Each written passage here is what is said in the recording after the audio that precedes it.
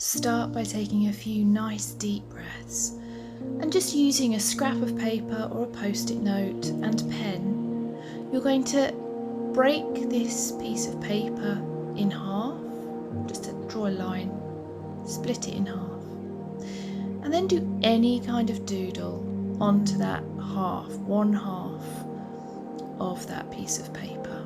It really doesn't matter what it is. You can do very basic pattern work, repetition. You might decide you want to draw something in particular, but you're focusing on something that's quite meditative and something which is going to allow you to just settle into just breathing steadily. So nice deep breaths in through the nose and out through the mouth. You're going to keep doing this only for a couple of minutes, so you don't need to come up with an amazing design.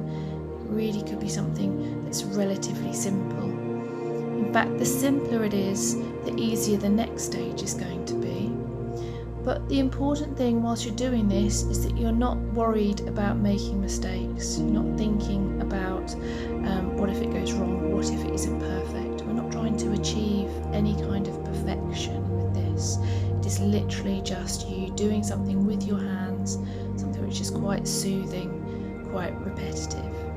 And the reason for this is that in a moment you're going to see why we need to focus on the activity being something which is soothing rather than the outcome being something which we're desiring in any kind of sense of it being an outstanding piece of work. So I'm swapping hands and I don't draw particularly well with my left hand, but I'm going to try to mirror everything that I've done on the other side of the page. And as you can see, my hand is wobbling, my hand-eye coordination is not great when I'm drawing on this side.